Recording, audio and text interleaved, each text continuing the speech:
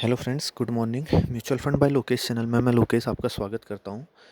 आज तारीख है 12 मार्च 2025 और जो मेरे म्यूचुअल फंड हैं उनके जो लेटेस्ट रिटर्न हैं वो कुछ इस प्रकार हैं। तो जो पहला फंड है वो है क्वांट स्मॉल कैप। 87,000 इसमें पैसा लगा है। 94,291 current value.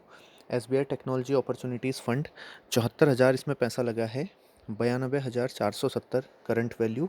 SBI contra fund direct plan 72,000 इसमें पैसा लगा है और 80,869 इसमें रिटर्न हुआ है। टोटल अमाउंट रिटर्न हुआ है, रिटर्न नहीं कहेंगे, टोटल अमाउंट हुआ है। SBI कॉन्ट्रा फंड का रेगुलर प्लान है, 50,000 इन्वेस्टेड है। 73,740 उसकी अभी वैल्यू हो गई है। एक्सिस स्मॉल कैप 59,000 रुपया इन्वेस्टेड है। 65,646 रुपया current value. Nippon India small cap 47,000 invested है। 51,609 current value. SDFC small cap 50,000 invested है। 51,326 current value. SBI small cap 36,000 रुपया इन्वेस्टेड है। 38,809 current value. Axis growth opportunities fund 28,000 invested है। 32,400 current value. SBI infrastructure fund 22,000 रुपया invested है। 20,071 negative returns इसमें आए हैं। अगला फंड है क्वांट मोमेंटम फंड। 13,000 रुपया इसमें इन्वेस्टेड है। करंट वैल्यू है 10,950। Grow Nifty total market index fund 8,000 invested है। 8,163 रुपया इसकी करंट वैल्यू हुई है। अब एक बार देख लेते हैं XIRR।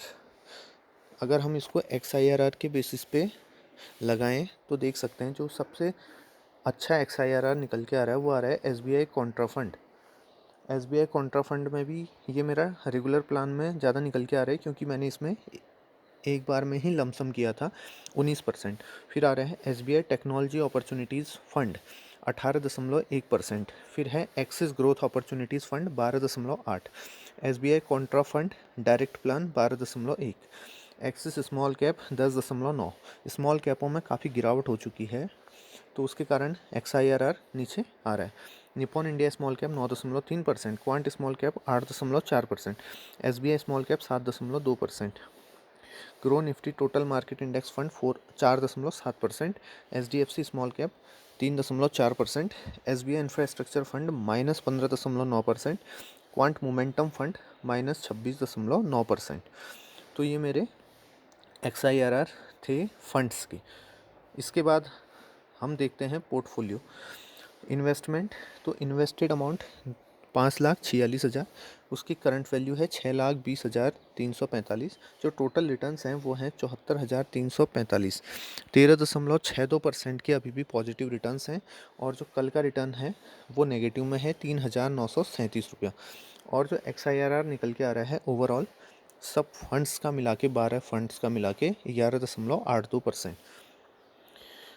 और कल मेरे को एक बार मार्केट नीचे गिरी थी तो मुझे लगा कि लमसम करना चाहिए तो मैंने SBI टेक्नोलॉजी अपॉर्चुनिटीज़ फंड में 1,000 रुपये का लमसम किया है। उसकी यूनिट्स मुझे आज मिल जाएंगी। तो जहाँ पर भी मुझे अपॉर्चुनिटी दिख रही है इन्वेस्टमेंट की मैं वहाँ पे अपने हिसाब से जितना भी मेरी कैपेसिटी है उस टाइम पे इन्वेस्टमेंट जारी रख रहा हूँ ताकि जो भी आगे आने वाला समय है उसमें हम जल्दी से जल्दी अपने फाइनेंशियल गोल्स को अचीव कर सकें। अब पोर्टफोलियो एनालिसिस में अगर जाते हैं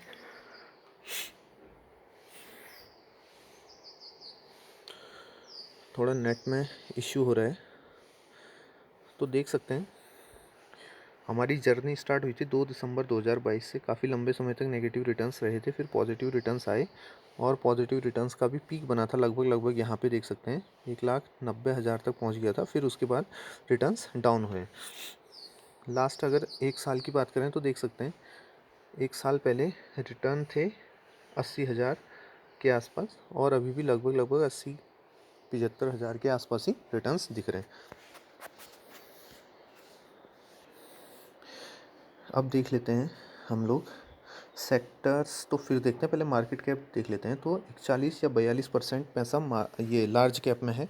मिड कैप में 35% पैसा है। स्मॉल कैप में 22 या 23% पैसा है।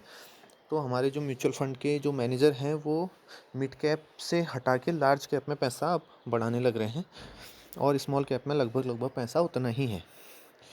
अब हम सेक्टर्स में अगर जाएँ तो सबसे ज़्यादा पैसा हमारा फाइनेंशियल सेक्टर में लगा है लगभग 14.5%। फिर सर्विसेज सेक्टर में लगा है 14.2%, टेक्नोलॉजी में 11.6%, हेल्थ केयर में 8.69%, एनर्जी में 7.9%। इसी तरीके से अदर सेक्टर्स कंस्ट्रक्शन पे देखें तो 7.5 लगभग, कंज्यूमर स्टेपल्स में 5.2%, कैपिटल गुड्स में 5.18%, केमिकल्स में 3.73%, मेटल्स एंड माइनिंग में 2.04%, कम्युनिकेशन में देख सकते हैं 1.87, कंज्यूमर डिस्क्रिशनरी में 1.54%, ऑटोमोबाइल में 1.26, इंश्योरेंस में 0.36% और अदर सेक्टर इसको छोड़ के भी अदर सेक्टर्स में लगभग 14.5% पैसा हमारा इसमें लगा है।